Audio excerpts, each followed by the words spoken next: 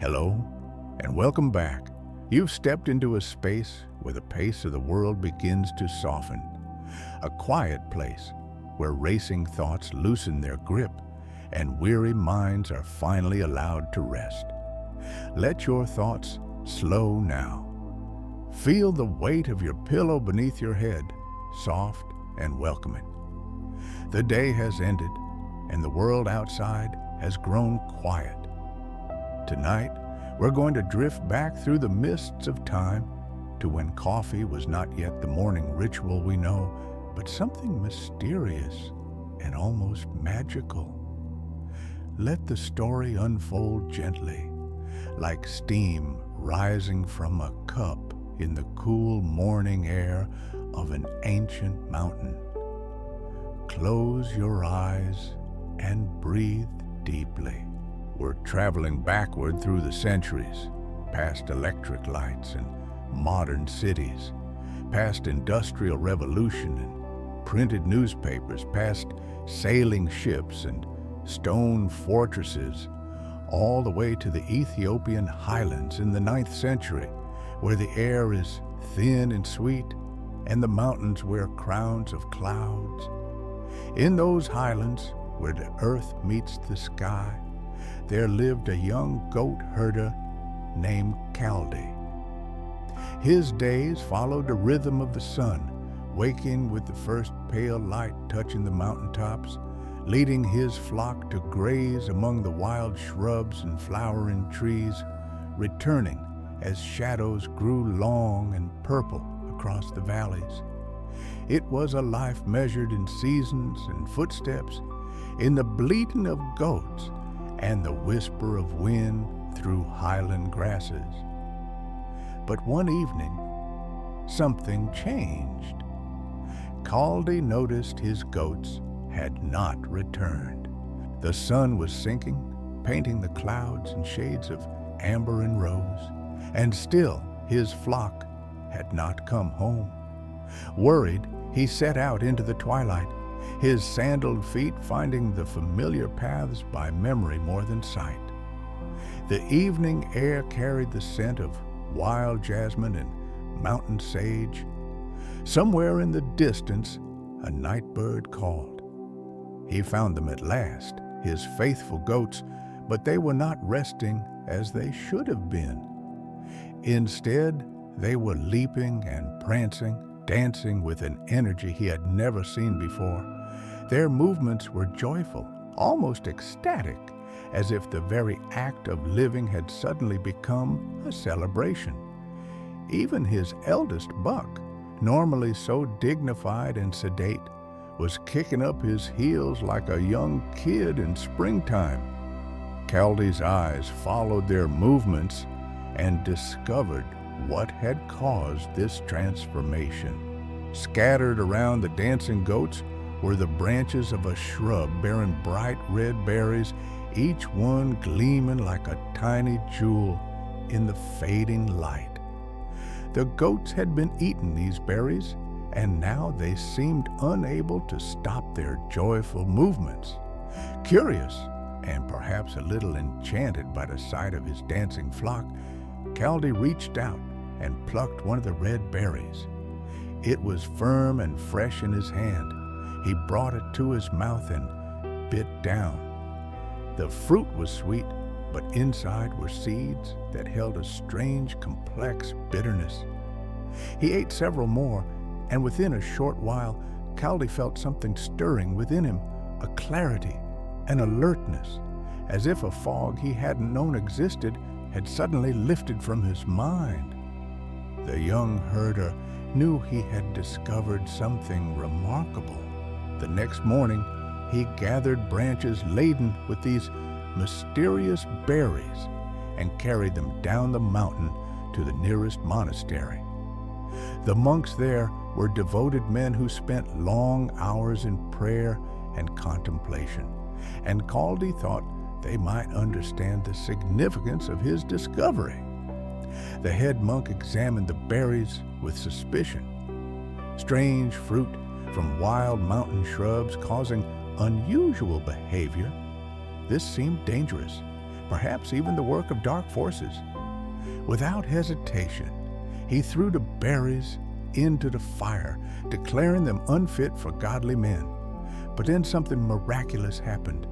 As the berries began to burn, they released an aroma so rich, so deep and intoxicating that it filled the entire monastery.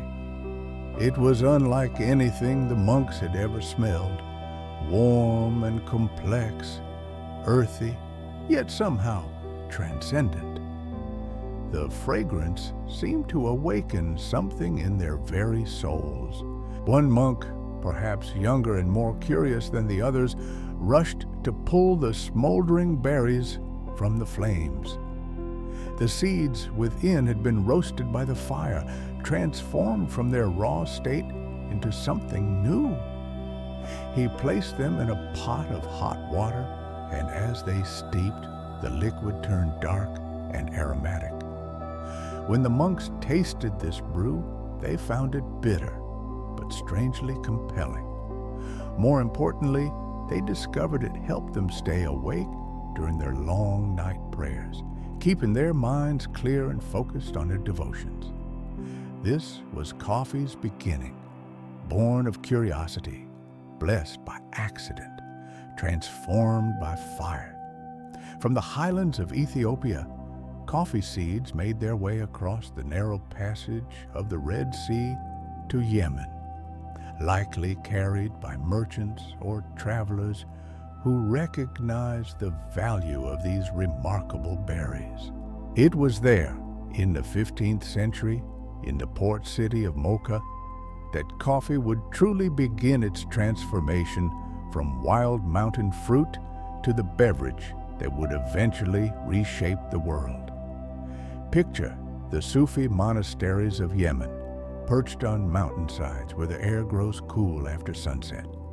Inside these sacred spaces, devoted mystics engaged in dhikr, the remembrance of God through rhythmic prayer and meditation that often lasted throughout the night. To stay awake and focused, to maintain their concentration during these long spiritual vigils, they began to drink coffee. They called it kahwa, which in Arabic meant wine. But this was a wine that brought not intoxication but clarity, not confusion but contemplation.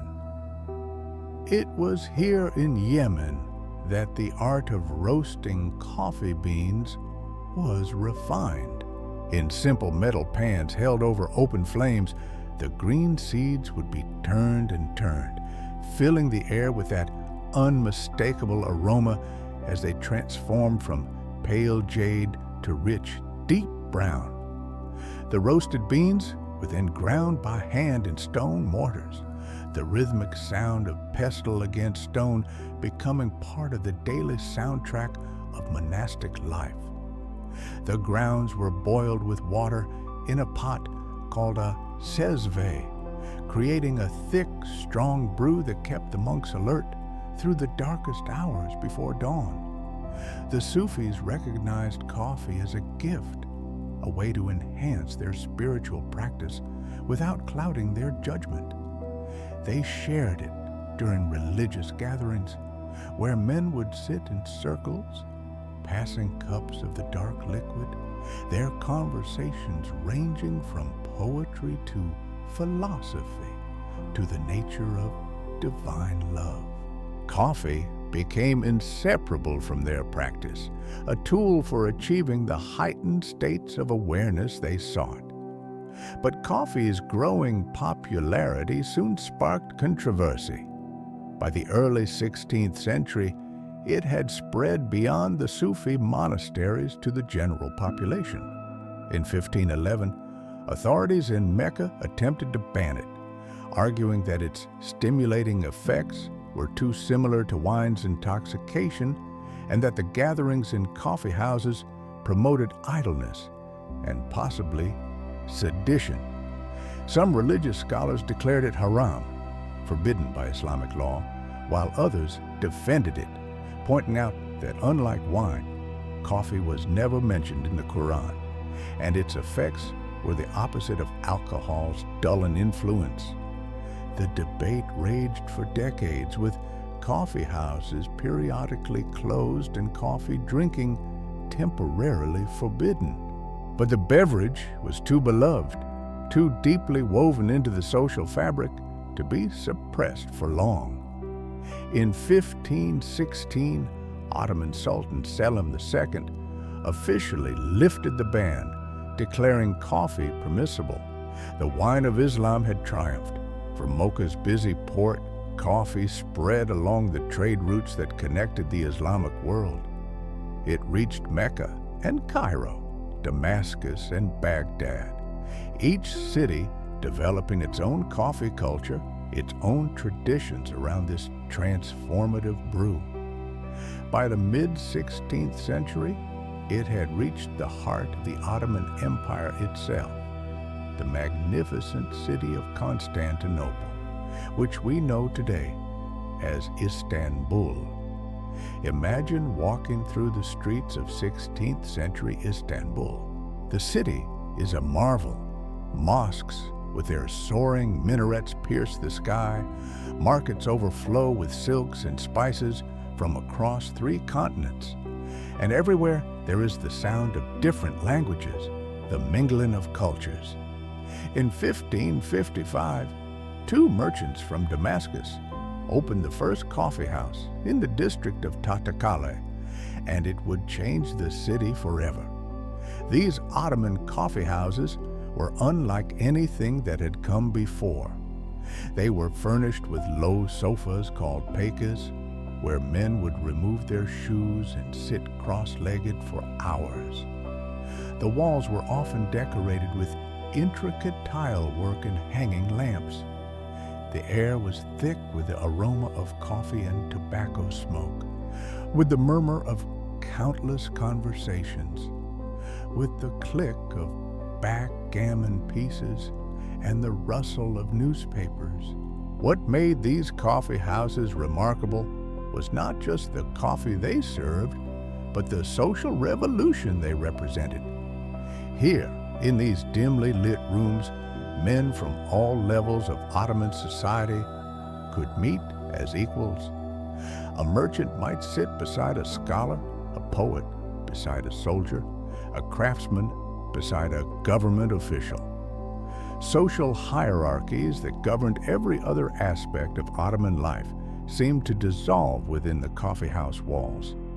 They became known as the fourth place, after home, mosque, and workplace, a neutral ground where ideas could be exchanged freely.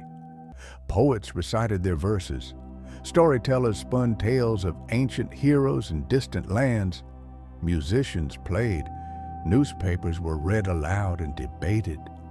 Political opinions were shared with a freedom that existed nowhere else in the rigid social structure of the Ottoman Empire. By the late 16th century, Constantinople alone had over 600 coffee houses, and by the 19th century, that number had swelled to more than 2,500. But this freedom made the authorities nervous.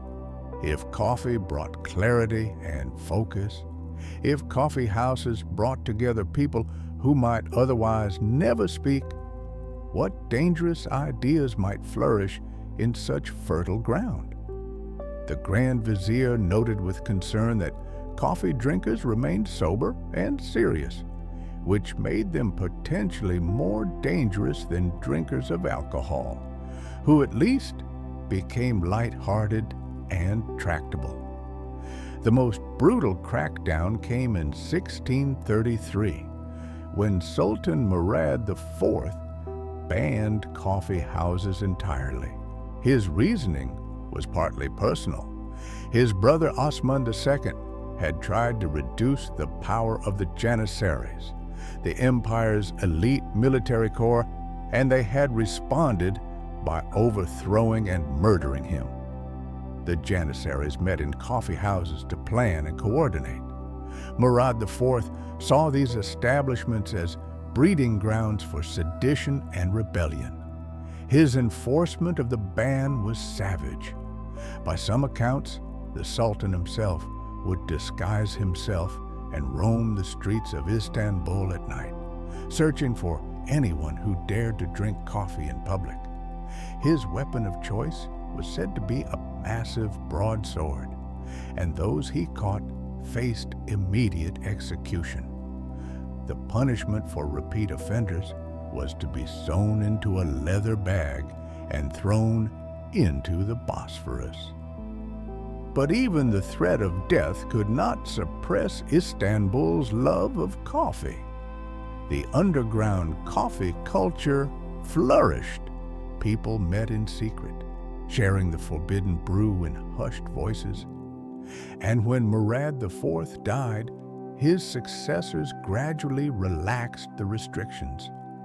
Coffee was too deeply embedded in the city's soul, too profitable for the government's tax revenues, and too beloved by everyone from the poorest laborer to the wealthiest pasha. By the 18th century, coffee houses had officially returned, though they remained under government surveillance, with agents sent to monitor the conversations within. Coffee reached Western Europe in the mid-17th century, and nowhere did it find more fertile ground than in London. In 1652, a Greek entrepreneur named Pasqua Rosset opened the first coffee stall in the churchyard of St. Michael's, Cornhill. The English, who had been drinking beer and ale with every meal since before recorded history, because water was often unsafe, were intrigued by this new beverage that sharpened rather than dulled the mind. Within a decade, there were over 80 coffee houses in London. By the start of the 18th century, there were more than 500. Some historians claim the actual number may have been as high as 3,000 if you count all the unlicensed establishments. Europe had never seen anything like it. English coffee houses had a distinctive character. Men, and it was exclusively men, much to the frustration of their wives, would gather around long wooden tables, sharing candles, newspapers, and pipes of tobacco. For the price of a penny, you could enter, receive a cup of coffee, and participate in that day's conversations. This is why they became known as penny universities, places where education and enlightenment were available to anyone who could afford the entrance fee, regardless of social class or formal education. Different coffee houses attracted different clientele, becoming specialized gathering places. Those near the Royal Exchange drew merchants and traders. The coffee houses of Westminster hosted politicians and aspiring statesmen. Near St. Paul's Cathedral, you would find clergymen and theologians debating points of doctrine. Lloyd's Coffee House became the meeting place for ship owners and maritime insurers, eventually evolving into Lloyd's of London. Jonathan's Coffee House hosted stockbrokers conducting their trades, later transforming into the London Stock Exchange. In these smoky, candlelit rooms, the Age of Enlightenment found its voice. Before coffee houses, serious intellectual discussion had been largely confined to universities and the homes of the wealthy.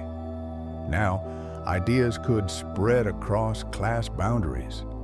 A tradesman could debate philosophy with a gentleman.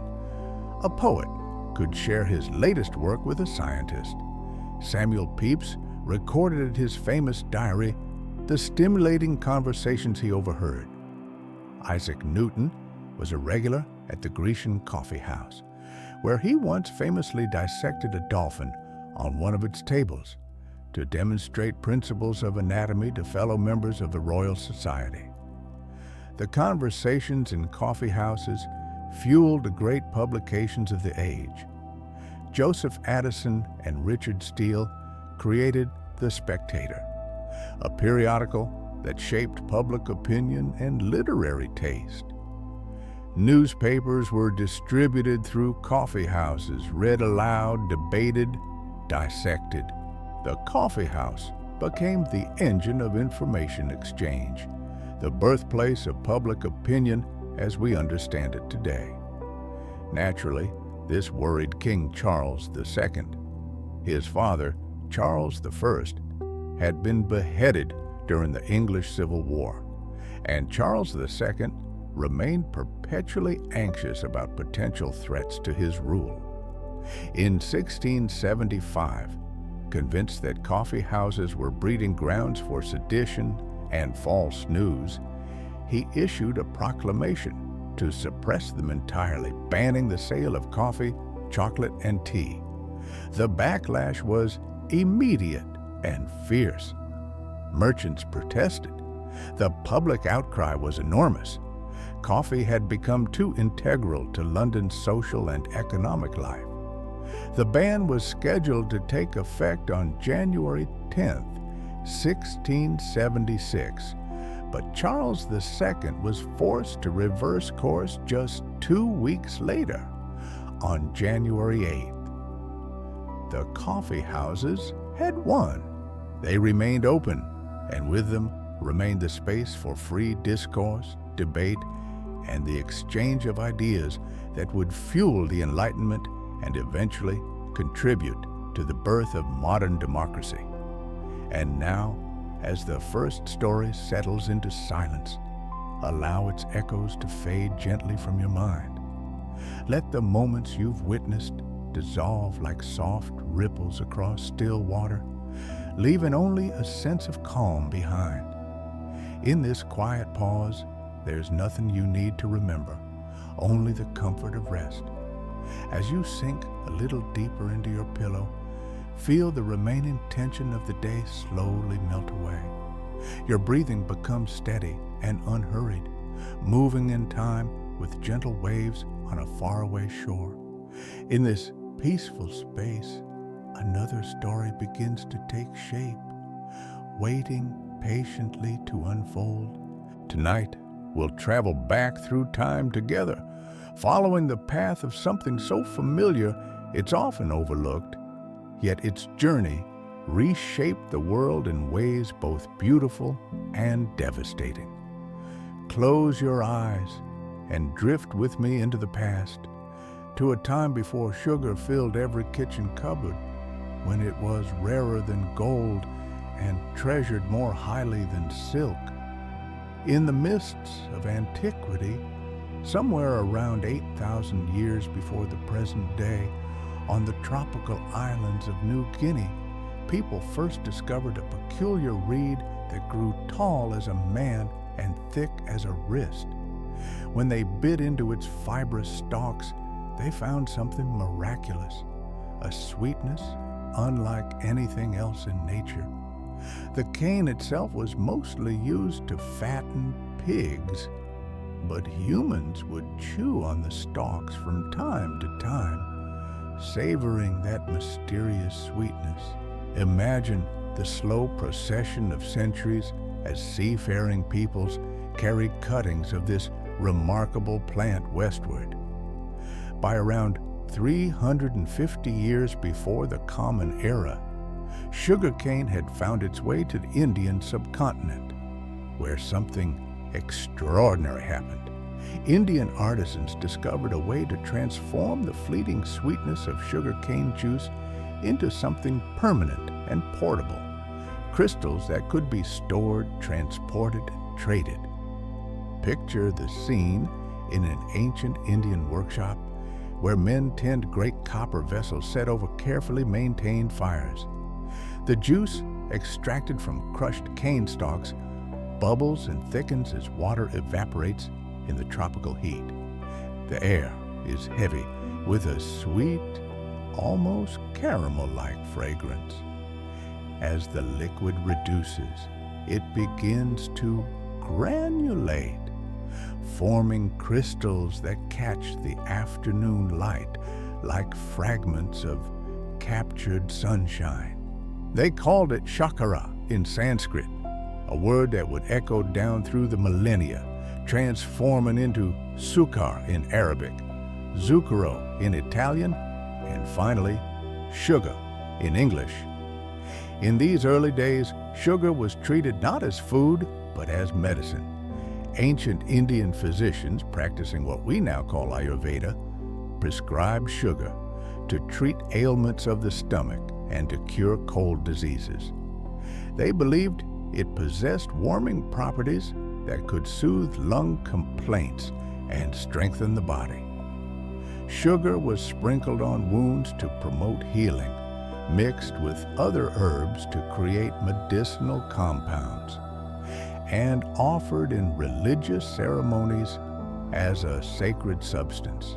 The Atharva Veda, one of the 4 sacred texts of Hinduism written between 1500 and 500 years before the Common Era, makes reference to sugarcane, confirming that this plant held spiritual significance for at least 3,500 years. During wedding ceremonies, bangles made from crystallized sugar symbolized the sweetness of matrimonial union. At temple offerings, sugar represented purity and the divine sweetness of spiritual devotion. But sugar remained vanishingly rare. The process of crystallization was complex and jealously guarded. The knowledge belonged to Indian craftsmen who perfected their techniques over centuries, and they were in no hurry to share their secrets with the world. A small handful of these precious crystals might be worth their weight in silver. European merchants who encountered sugar in the markets of Alexandria or Damascus treated it as a fine spice, more valuable than black pepper, to be used sparingly to flavor the dishes of kings and nobles. The Greek physician Dioscorides, writing in the 1st century of the Common Era, described sugar as a kind of honey found in reeds, sweet and brittle like salt.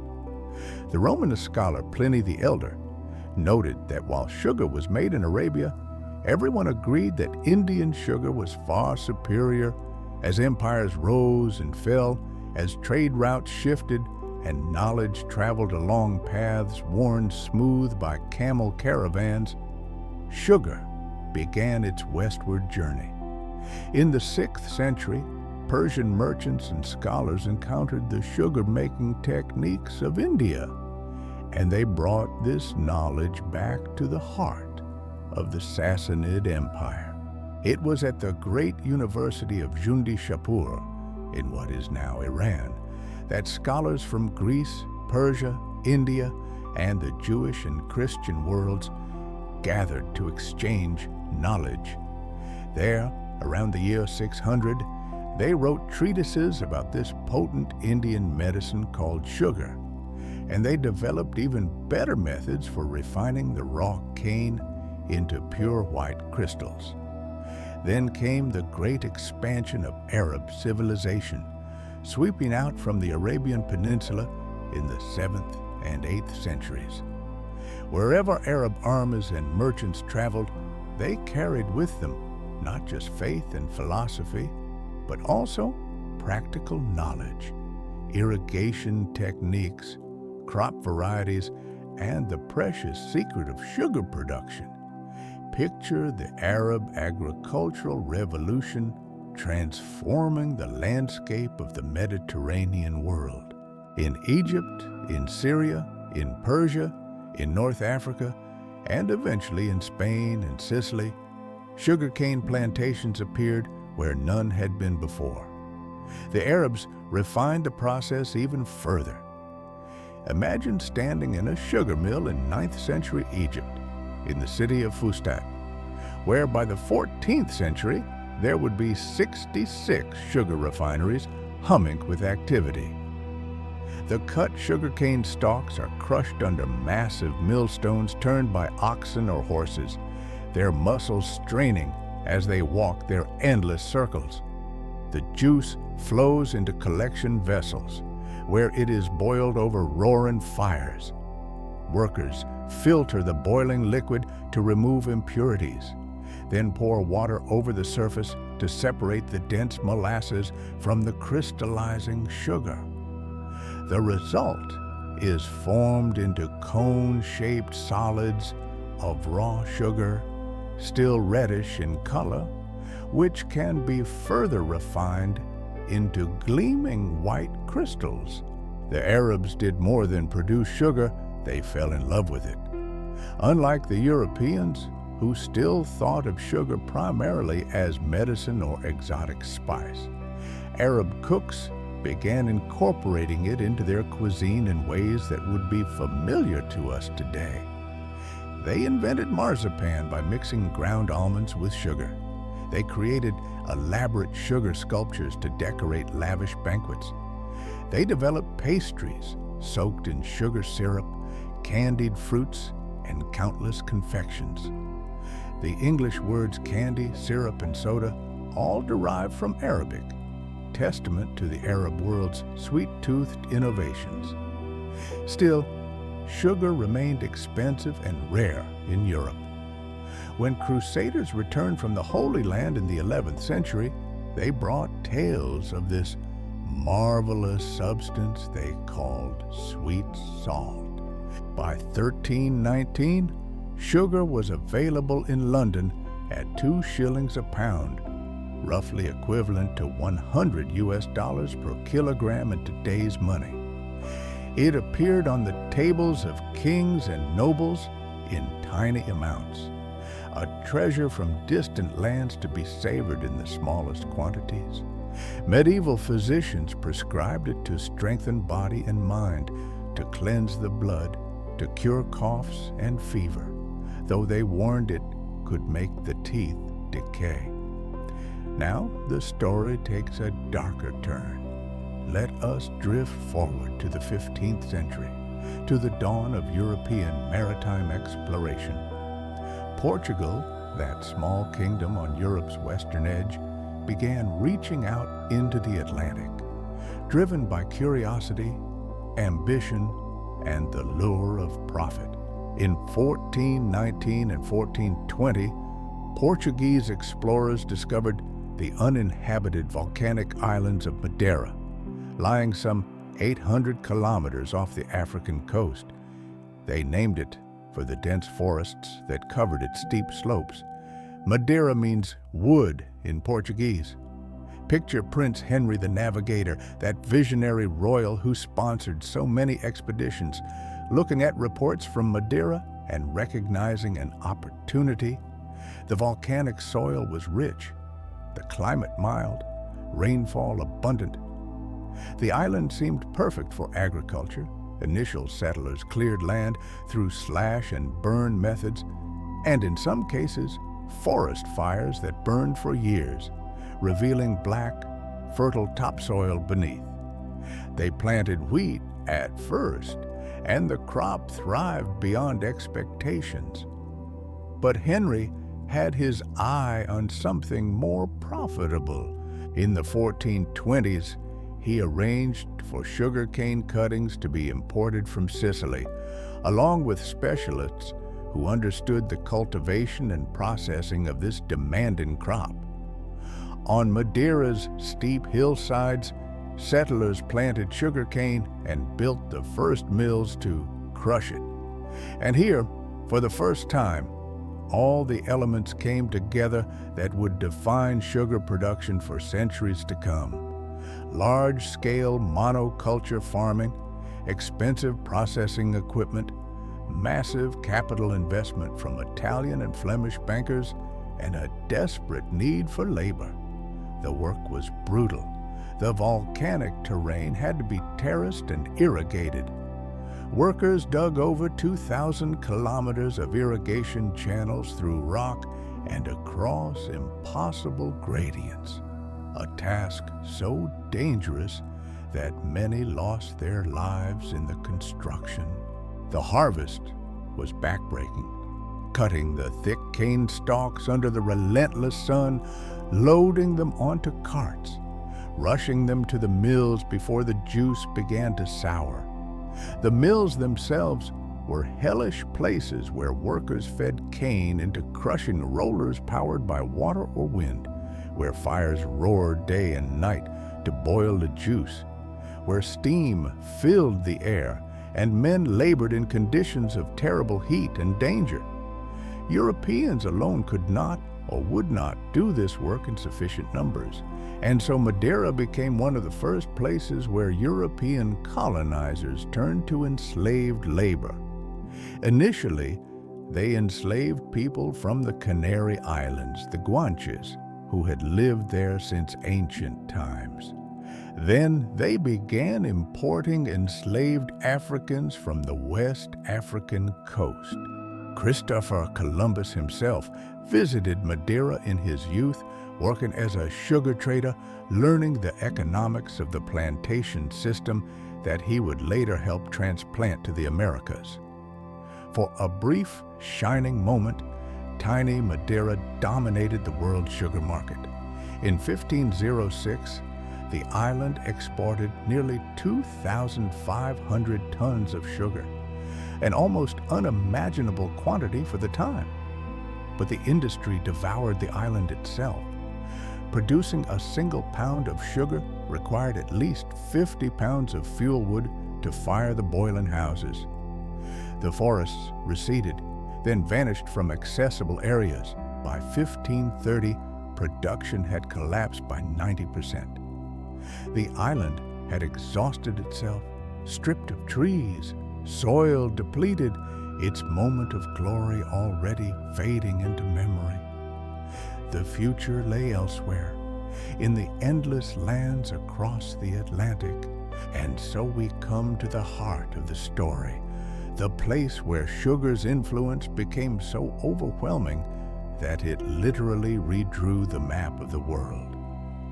As Portuguese and Spanish ships crossed the Atlantic in the late 15th and early 16th centuries, they carried with them sugarcane cuttings, knowledge gained from Madeira and São Tomé, and a hunger for profit that would consume millions of lives. The Caribbean islands and coastal Brazil possessed everything sugar demanded: tropical heat, abundant rainfall, rich soil, and seemingly limitless land. The Portuguese established the first major sugar plantations in Brazil in the 1550s, particularly around Pernambuco and Bahia. Spanish, English, French, and Dutch colonizers seized Caribbean islands and transformed them into sugar factories. Barbados, Jamaica, Cuba, Haiti, Martinique, Guadeloupe, islands whose names evoke tropical paradise, were turned into landscapes of relentless agricultural industry. Picture standing on a Caribbean hillside in the late 17th century, watching the sunset paint the sky in shades of amber and rose. Below you stretches a plantation, hundreds of acres of sugarcane standing green and tall, waving in the evening breeze.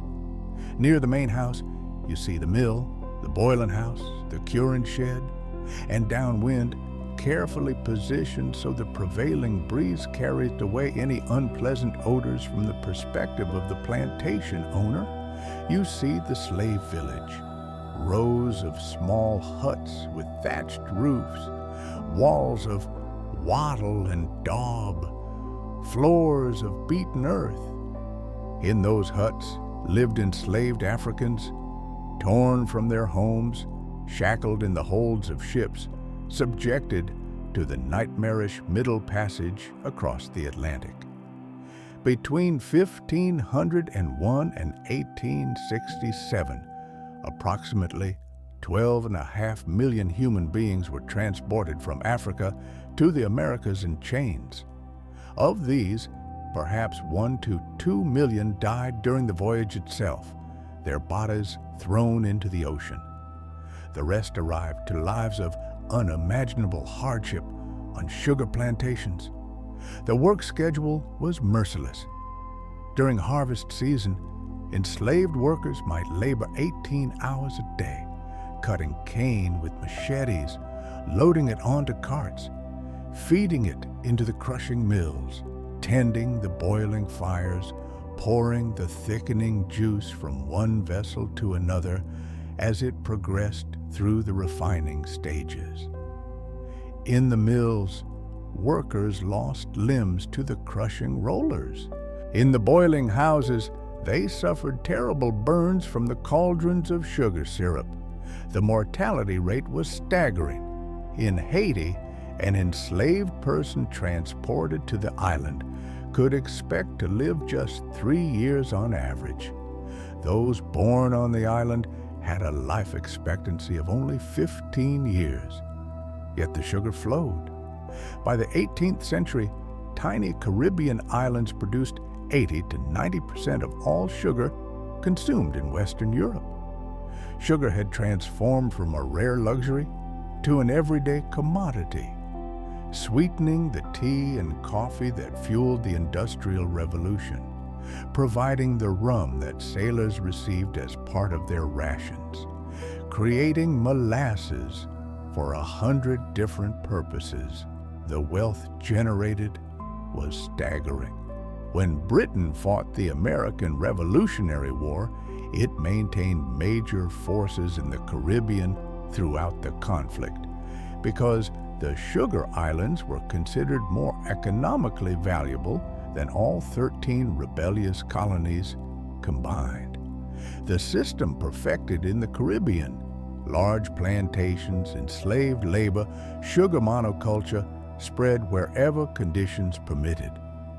After the Haitian Revolution, when enslaved people successfully overthrew their French masters and established a free nation at the end of the 18th century, many planters fled to Cuba and Louisiana, taking their methods with them.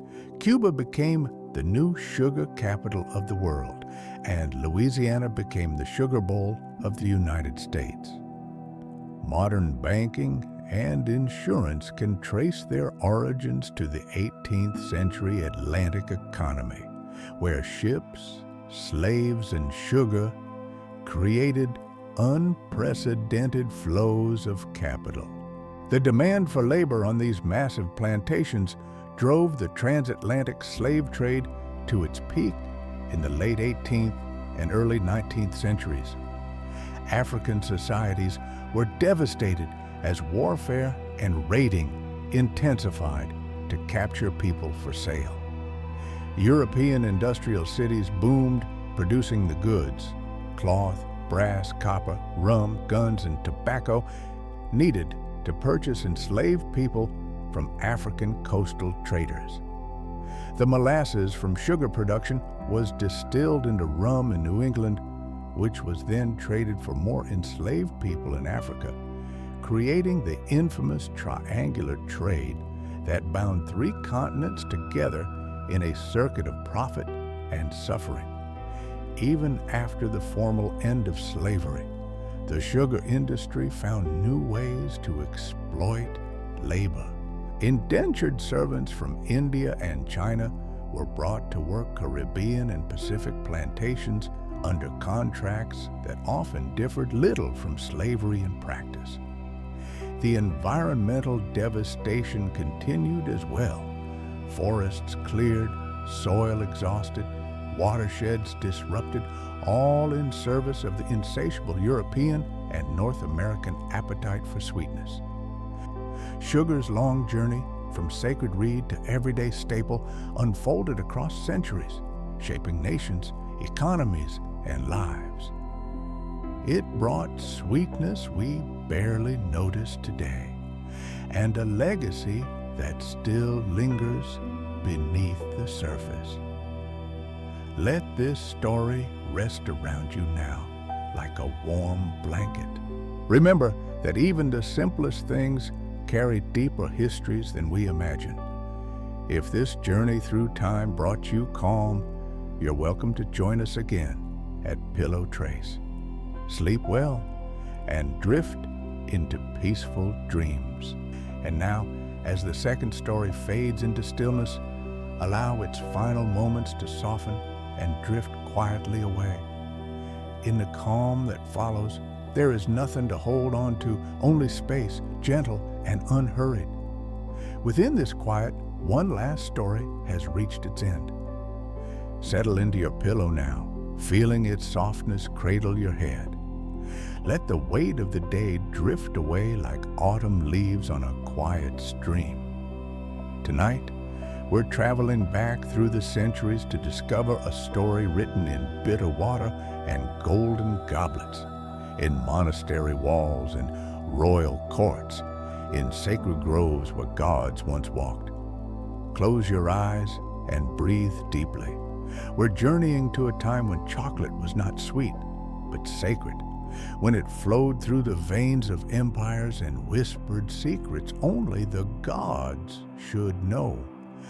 Picture yourself standing in the lowland jungles of what we now call Guatemala, sometime around the year 700. The air is thick and warm, heavy with moisture that clings to your skin like silk.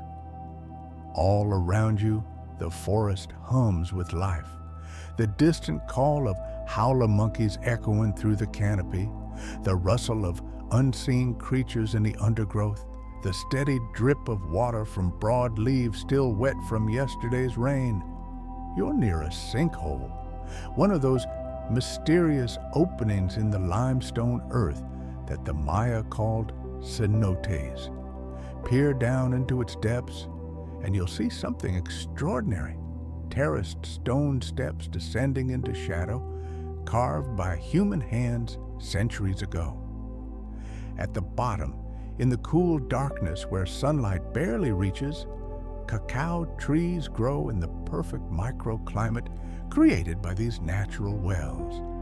Their trunks are slender, their leaves broad and glossy, and clinging directly to the bark, like jewels fastened to a necklace, are the cacao pods. Some green, some yellow, some ripening to deep purple red. The Maya, who cultivated these hidden groves, understood something profound. They called the cacao tree the embodiment of Hunhunapu, the maize god whose severed head, according to their sacred stories, had been placed in a tree and transformed. From death came rebirth. From the tree of the god came the food that sustained both body and spirit. The Latin name scientists would later give to cacao, Theobroma cacao, means food of the gods. But the Maya knew this truth thousands of years before Latin ever touched these shores. To harvest the cacao, workers would climb down those ancient staircases, their bare feet finding purchase on stone worn smooth by countless pilgrimages. They would cut the pods carefully with machetes, placing them in woven baskets. Each pod was heavy in the hand, as long as a man's forearm, with thick ridges running along its length. Inside, nestled in sweet white pulp, were the beans, 30 to 40 precious seeds that would transform the economic and spiritual life of their civilization. The preparation of cacao was an art passed down through generations. The harvested pods were split open, and the beans, with their coating of sweet pulp, were laid out to ferment for several days, a process that would develop the complex flavors locked within. After fermentation came drying in the tropical sun, the beans spread on mats while workers turned them regularly, ensuring even exposure to the heat. Then came roasting. The beans placed in clay vessels over carefully tended fires until their shells crackled and their aroma filled the air. The roasted beans were ground on stone matats, the same grinding stones used for corn, but kept separate and used only for cacao. The rhythmic sound of stone against stone would echo through Maya households, a meditation in motion as the beans slowly transformed into a thick, oily paste. This paste could be shaped into tablets for storage, or mixed immediately with water and ground maize to create the beverage the Maya called cacao. But the true magic came in the frothing. Maya artisans would pour the chocolate mixture from one vessel to another, holding the pouring vessel high so the liquid fell in a long, thin stream, back and forth, again and again, until a thick foam rose to the surface. This foam was the most prized part of the drink, light, airy, with a texture that dissolved on the tongue. Ceramic vessels discovered in Maya tombs show glyphs describing different preparations: honey cacao, chili cacao, fruity cacao. Each recipe was a world unto itself, and cacao was everywhere in Maya life. When a child was born, cacao was given. When marriage negotiations began, cacao changed hands between families, sealing agreements and binding futures together. When someone died, vessels filled with cacao were placed in their tomb to nourish them on their journey to the afterlife. During religious ceremonies, Maya priests would offer cacao to the gods, sometimes mixing it with their own blood drawn from ritual piercings. The reddish-brown drink serving as a sacred substitute for the crimson offering. It also served as money. A turkey could be purchased for 100 cacao beans. A rabbit might cost 10. Maya rulers collected cacao as tribute from conquered regions, stockpiling far more than could ever be consumed. The surplus used to pay workers, reward warriors, fund construction projects. Some clever individuals even created counterfeit cacao beans from clay, shaped and painted to deceive the unwary merchant. Across all levels of Maya society, from the humblest farmer to the most powerful king, cacao flowed like a river, connecting every aspect of life. Now, we drift forward through time, leaving the Maya lowlands and traveling northwest to the Great Valley of Mexico in the 14th and 15th centuries.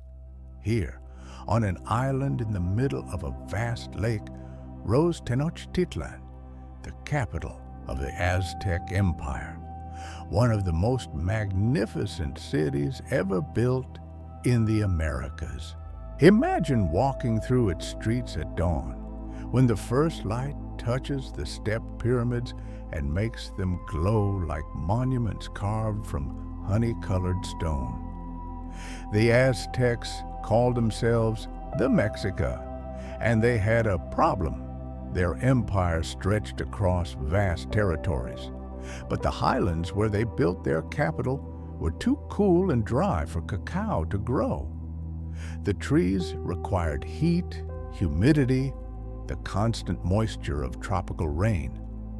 So the Aztecs obtained their cacao through trade and tribute, demanding it from conquered regions in the hot, humid lowlands far to the south and east. Places like Soconusco on the Pacific coast, which alone supplied 5 tons of cacao to the Aztec emperor every year. This made cacao even more precious to the Aztecs than it had been to the Maya. It was a luxury that had to be imported, transported hundreds of miles by human porters along mountain paths and through jungle trails. It was literally drinking money, as one Spanish historian would later write, consuming something whose value rivaled gold itself. No one embodied the Aztec passion for cacao more than the Emperor Montezuma II, whose full name in the Nahuatl language was Moctezuma Xocoyotzin. Legend says he consumed 50 cups of chocolate every single day, though some historians suggest this number may have been exaggerated. Still, contemporary Spanish accounts describe seeing servants bring golden goblets filled with a frothy beverage to the emperor's table, pitcher after pitcher, prepared fresh for each drinking. The Aztec chocolate drink which they called zocolatl, literally meaning bitter water, was nothing like the sweet beverage we know today. It was prepared by grinding roasted cacao beans on a stone metate, just as the Maya had done, but the Aztecs added their own distinctive flavors. Chili peppers provided heat that lingered on the tongue. Vanilla added its sweet, mysterious aroma. Sometimes they included achiote for color, or flowers with exotic scents. The drink was served cold or at room temperature, never heated, and always with that characteristic foam created by vigorous pouring or whisking. This bitter, spicy, intensely flavored beverage was reserved for the elite. Aztec nobles drank it. Warriors consumed it before battle, believing it gave them strength and courage. Merchants, those long-distance traders called Pochteca, who brought cacao from the distant tropics, were permitted to drink it as a mark of their elevated status. But common people rarely tasted zocolatl except at weddings or other special celebrations. The drink was too precious, too valuable, too closely associated with power and privilege. The Aztecs believed that cacao had been brought to earth by the god Quetzalcoatl, the feathered serpent, who descended from paradise carrying the cacao tree as a gift to humanity. To drink chocolate was to partake of divine knowledge, to consume something that connected the mortal world with the realm of the gods. In religious ceremonies, priests prepared elaborate chocolate drinks, sometimes mixing them with hallucinogenic mushrooms or combining them with rituals of bloodletting. The color of chocolate, that deep reddish brown, was seen as similar to sacrificial blood, making it a fitting offering to deities who demanded life itself. In the great marketplace of Tenochtitlan, cacao beans circulated as currency alongside jade beads and lengths of cotton cloth. A skilled laborer might earn 7 beans a day. Prices were carefully standardized. A tamale cost 1 bean, a turkey hen 100 beans, a rabbit 10 beans. The services of a courtesan might cost 8 to 10 beans for an evening. Nobles stored cacao beans in special rooms, counting their wealth in sacks of precious seeds. Then in 1519, Spanish conquistador Hernán Cortés arrived on the coast of Mexico. When he was brought before Montezuma, the emperor offered him chocolate in golden cups as a gesture of diplomatic hospitality. Cortés, expecting something sweet, nearly spat out the bitter, spicy liquid. According to some accounts, he called it a drink fit for pigs. But even as he dismissed the taste, he understood the value. When he returned to Spain, he brought cacao beans with him, seeds that would plant a revolution in European tastes. Picture the crossing. Wooden ships rolling on Atlantic swells, their holds loaded with gold and silver plundered from the Aztec Empire and tucked among the treasure sacks of what looked like dried brown almonds. The year is somewhere around 1528, and cacao is arriving in Spain for the first time as something more than a curiosity. The Spanish court received these beans with initial skepticism. They looked unremarkable. They smelled faintly musty. When prepared in the Aztec fashion, ground mixed with water and chili, the resulting drink was bitter and strange, nothing like the wines and ales familiar to European palates. But Spanish priests and monks, particularly those who had served as missionaries in the New World, understood the potential of this unusual beverage. It was in the Cistercian monastery of Piedra, nestled in the mountains of Aragon, that chocolate found its first European home. The monks there learned from returning colonists how to roast the beans, grind them on stone wheels, and prepare the drink. But they made one crucial change. They added sugar. Sugar, that other New World commodity already transforming European tastes, sweetened the bitter cacao into something far more palatable. They also added cinnamon, the precious spice from the East Indies, and vanilla, which grew wild in Mexico. This transformation was radical. The drink that emerged from Spanish monastery kitchens was sweeter, gentler, more accommodating to European tastes than the fierce chocolatl of the Aztecs. It was served hot rather than cold, the warmth releasing aromatics that filled the air with rich, comforting scents. And crucially, it provided energy. Monks discovered that drinking chocolate before morning prayers helped them stay alert through long hours of devotion, especially during religious fasts when solid food was forbidden. The Spanish nobility quickly became entranced. By the mid-16th century, Madrid was consuming chocolate with the fervor that Montezuma himself would have recognized. Noble households kept special rooms stocked with cacao, storing the beans like gold bullion. Ladies of the court held afternoon gatherings called chocolatadas, where women would gather after religious services to gossip and drink cup after cup of the fashionable beverage. Their chocolate served in delicate porcelain cups with saucers of agate rimmed in gold. But Spain wanted to keep this discovery to itself. For nearly a century, the Spanish crown maintained a monopoly on the chocolate trade, restricting the processing of cacao beans to monks hidden away in monasteries, guarding the recipe like a state secret. The English learned just how secret when, in 1579, pirates boarded what they thought was a Spanish treasure ship. Finding the hold filled with dried brown beans, they assumed it was sheep droppings, worthless cargo. In frustration, they burned the entire vessel, destroying a fortune in cacao without ever knowing its value. The secret couldn't last forever. Spanish monks shared their knowledge with colleagues in other countries. Merchants and travelers carried tales of this miraculous drink.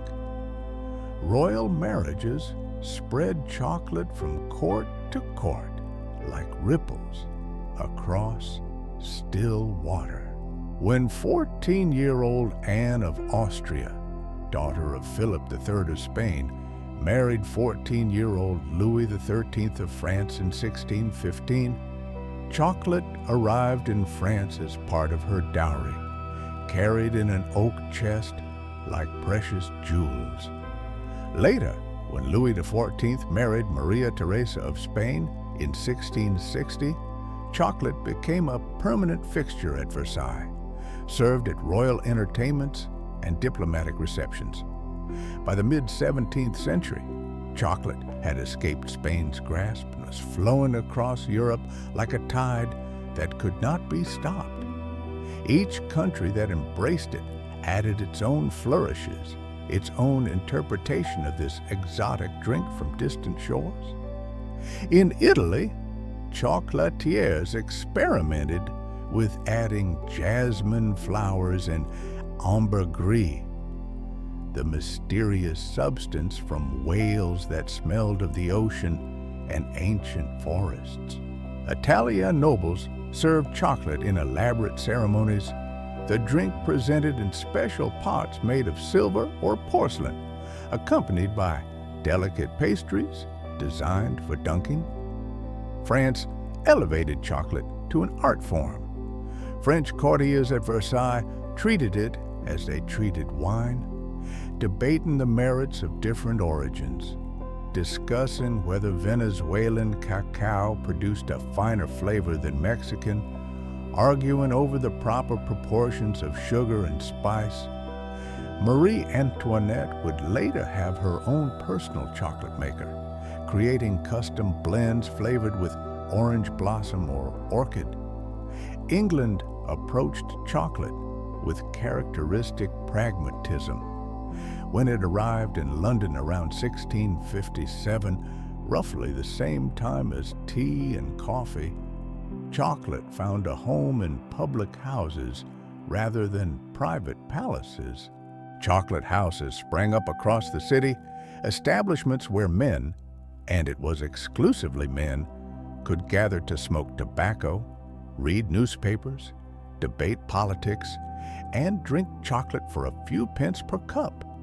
These chocolate houses became institutions. White's Chocolate House, opened by an Italian immigrant in 1693, was so famous it survived into the modern era, eventually transforming into White's Club, one of London's most exclusive gentlemen's clubs.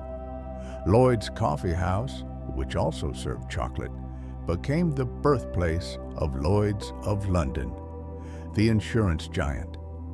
The simple act of drinking chocolate in public created spaces where business deals were struck, political alliances formed, and social movements born.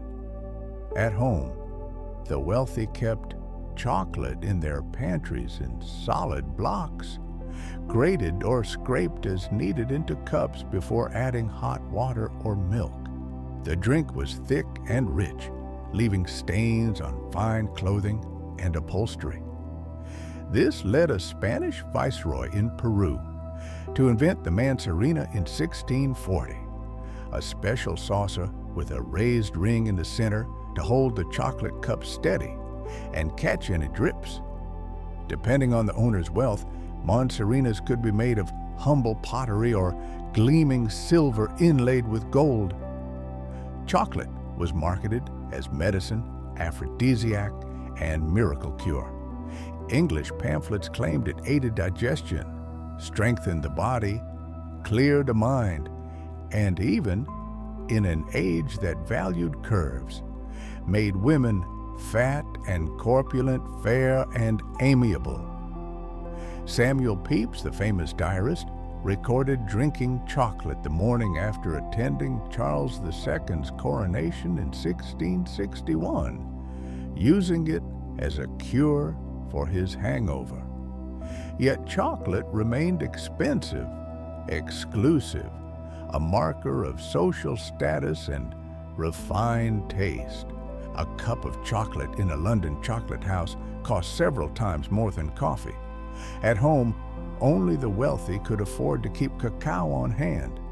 The beans had to be imported from the Americas, transported across dangerous seas, processed by hand, mixed with expensive sugar and rare spices. Every cup represented a small fortune, a connection to distant tropical lands, a taste of the divine made earthly. It would take another century and the Industrial Revolution, with its mechanical mills, its steam-powered roasters, its mass production, before chocolate would transform again, this time into the solid bars and sweet treats we know today. But that's another story for another evening. Remains there is space to breathe, to relax, and to let go. Beyond this calm pause, another story has reached its end. From sacred Maya waters to royal courts and distant homes, chocolate's journey carried ritual, comfort, and quiet luxury across centuries. What once was bitter and rare became a simple pleasure, shaped by every culture it touched. Let this story settle around you like a warm blanket. Remember that even the smallest comforts hold deep histories. Sleep well and drift into sweet, peaceful dreams. Let yourself sink deeper into the comfort of your bed. Feel the softness enveloping you, the gentle weight of your blanket, like a protective embrace. Tonight, we're journeying through time to discover how something as simple as salt, that modest white mineral sitting in your kitchen, once commanded the fate of empires, sparked revolutions, and shaped the very map of the world. Close your eyes now. Breathe slowly. We're drifting backward through the centuries to when salt was more precious than gold, when men fought wars for it, when entire civilizations rose and fell on its trade. In the beginning, before recorded history, before the first words were ever carved in stone, humans discovered salt.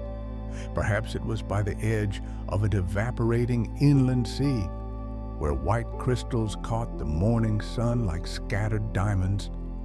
Perhaps it was at a salt spring bubbling up from deep within the earth, its water tasting sharp and mineral-rich on the tongue. Wherever that first discovery happened, it changed everything. Picture the settlement of Solnitsata in what is now Bulgaria, around 4,700 years before the present day. This was one of Europe's oldest cities, and it existed for a single purpose: salt.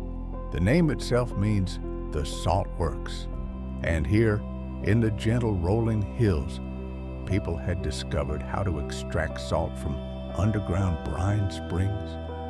They would draw the salty water up in clay vessels, then boil it slowly over fires until the water evaporated and left behind precious white crystals. The wealth this brought was staggering for the time. Archaeologists have found evidence that Solnitsata was prosperous beyond measure, its residents trading salt throughout the ancient Balkans. The settlement flourished for 500 years, its fortune built entirely on this simple mineral. It may have been one of the first places where humans understood a profound truth: that controlling a resource everyone needed meant controlling power itself. In ancient Egypt, salt served purposes both practical and sacred. The Egyptians used it to preserve fish caught from the Nile, coating them in layers of salt that would keep them edible for months in the scorching heat. But salt's most important role was in the preparation of the dead for eternity. The mummification process relied heavily on natron, a naturally occurring salt mixture found in the Natron Valley. The embalmers would pack the bodies of pharaohs and nobles in natron, drawing out all moisture over 40 days, preserving the flesh so thoroughly that some mummies remain intact after more than 3,000 years. In ancient China, far to the east, salt became one of the first commodities ever taxed. In 2,200 years before the Common Era, the Chinese Emperor Xia Yu levied a salt tax, recognizing that since everyone needed salt to survive, taxing it would provide steady revenue for the imperial treasury. The Chinese were among the first to drill wells specifically to extract salt, sink it bamboo pipes deep into the earth to tap underground brine deposits. These early wells, some reaching depths of hundreds of feet, represented remarkable engineering for their time. Battles were fought for control of the salt-rich regions, and dynasties rose and fell based partly on their ability to control this vital trade. Across all ancient civilizations, from Mesopotamia to the Mediterranean, from the Indus Valley to the Americas, salt was understood to be essential not just for flavoring food, but for survival itself. Human beings cannot live without salt. Our bodies require it to maintain fluid balance, to enable our nerves to transmit signals, to allow our muscles to contract. In hot climates, people lose salt through sweat and must replace it or face weakness, confusion, and eventually death. This biological necessity made salt irreplaceable and therefore incredibly valuable. Now, we travel forward to the height of Roman power, when legions marched across 3 continents and all roads truly did lead to Rome. Among those roads, one stood out for its particular importance, the Via Salaria, the Salt Road. Picture this ancient highway stretching 240 kilometers from the coastal salt pans on the Adriatic Sea inland to Rome itself. The road was already old when Rome was young, originally a Sabine trail that the Romans improved and expanded. Along this road, merchants transported salt in ox-drawn carts, the wooden wheels rumbling over stone pavers, dust rising in golden clouds under the Italian sun. The salt came from shallow coastal ponds where seawater was channeled and allowed to evaporate, leaving behind crusts of pure white crystals that glittered like fields of snow under the Mediterranean light. The Via Salaria was so important to Rome's economy and survival that it was maintained, guarded, and improved throughout the Republic and imperial periods. Control of this road meant control of Rome's salt supply, and salt was not just a seasoning. It was essential for preserving meat and fish, for tanning leather, for various industrial processes, and for feeding both people and livestock. This brings us to one of history's most persistent stories, that Roman soldiers were paid in salt, and that this is the origin of our word salary. The truth, as historians have carefully unraveled, is more nuanced, but no less fascinating. Roman legionnaires were paid in coin, denarii of silver, or later, aurae of gold. But at some point, soldiers received an allowance specifically for purchasing salt, called the salarium. This salt allowance was so important that it became synonymous with payment itself. The Latin word sal means salt, and salarium meant essentially salt money, or money for salt. Over time, salarium evolved to mean any regular payment for work, and when Latin evolved into the Romance languages, French, Spanish, Italian, and influenced English, it gave us the word salary. So while Roman soldiers weren't literally paid in bags of salt crystals, salt was so fundamental to their compensation that it named the entire concept of regular wages. Pliny the Elder, that great Roman naturalist and chronicler, wrote in the 1st century of the Common Era about salt's supreme importance. He observed that civilized life was impossible without it, that the very word for wit and humor in Latin, sales, came from salt, suggesting that salt added flavor to life itself, just as it added flavor to food. He noted that salt played a role in military honors and gave us the word salarium. And he emphasized that the Via Salaria was named for the precious commodity that traveled along it. The expression, worth their salt, also comes from this Roman association between salt and value. A worker who performed well was worth the salt they consumed, or worth their salary. Conversely, someone who didn't earn their keep was not worth their salt. A saying that persists more than 2,000 years after Rome's fall. As we drift forward through the centuries, past the fall of Rome and into the medieval period, salt's importance only grew.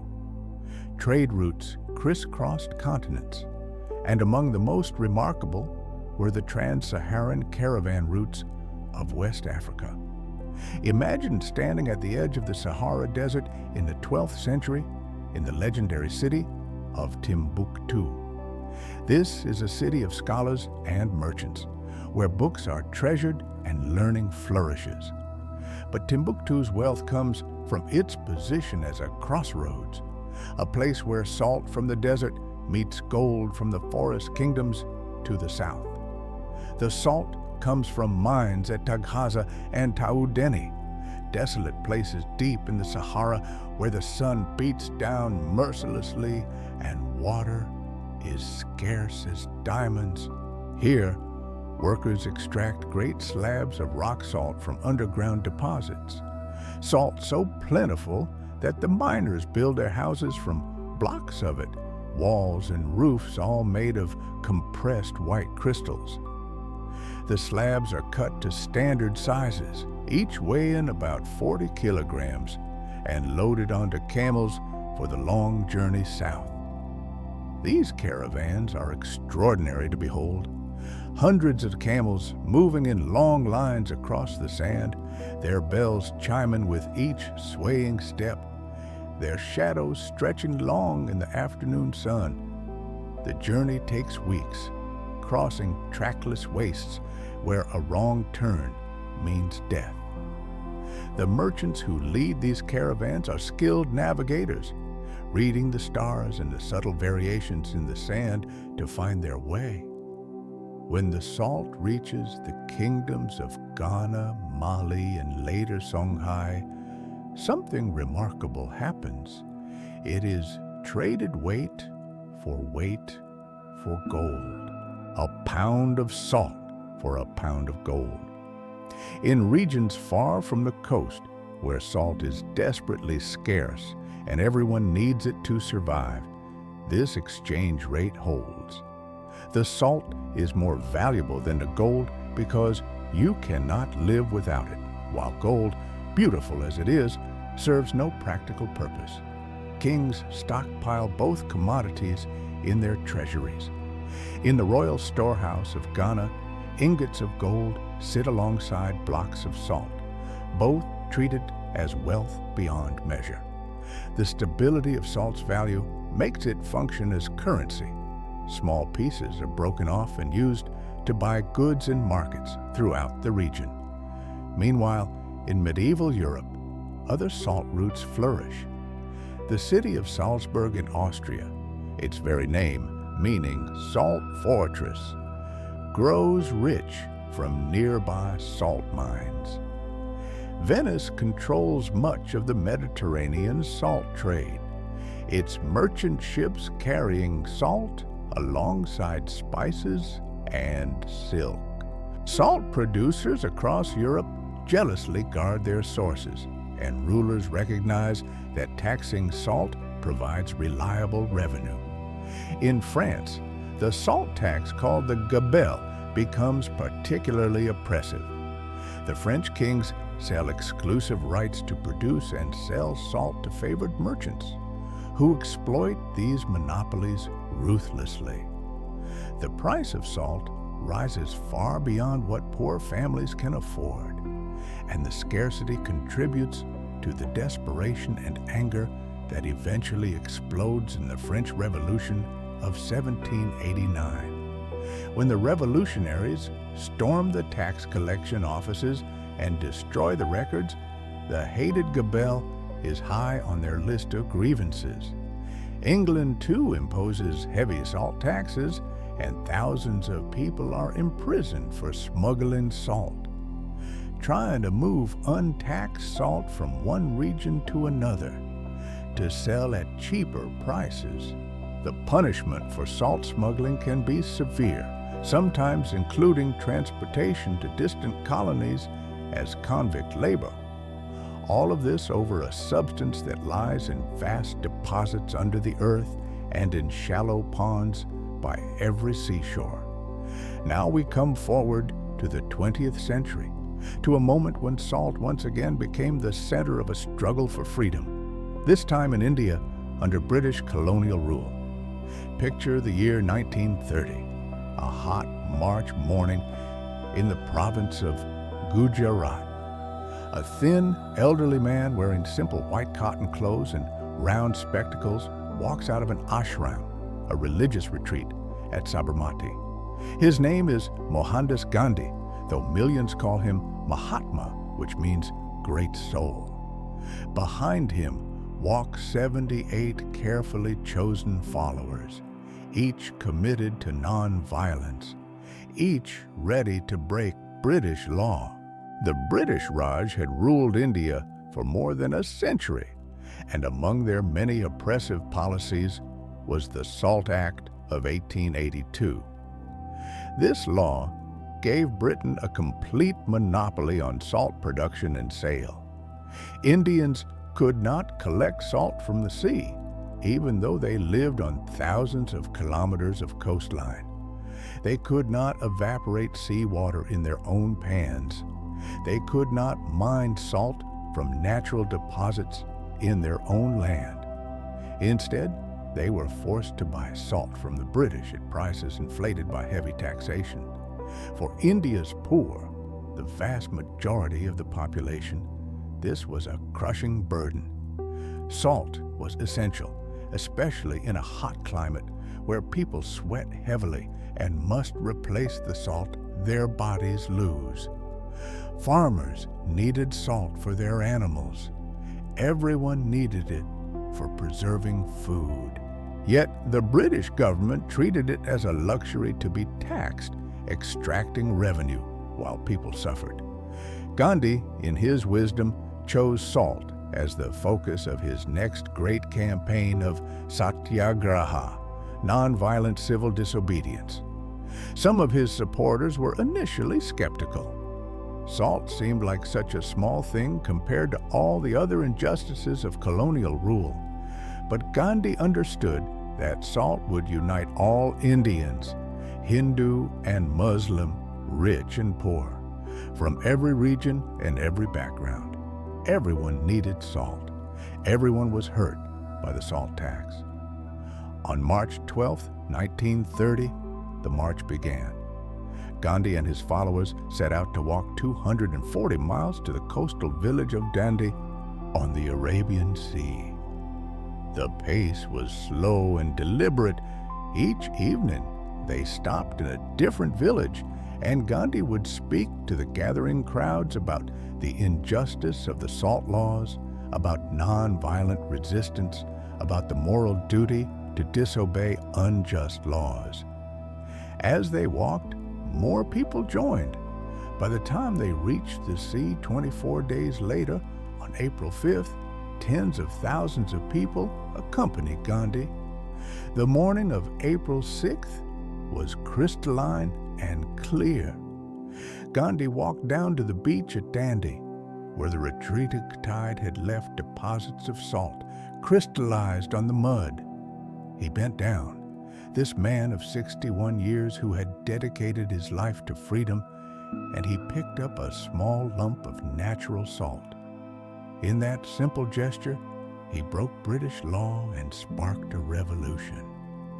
All along India's coastline, millions of people followed his example. They went to the sea and made salt. They boiled seawater in pans. They gathered natural deposits. The British authorities, paralyzed at first by the sheer scale of the disobedience, eventually began making arrests. By the end of the year, more than 60,000 people were in prison for the crime of making salt. Gandhi himself was arrested in May, but the movement continued without him. At the Dharasana Salt Works, on May 21st, the poet Sarojini Naidu led 2,500 peaceful protesters toward the salt pans.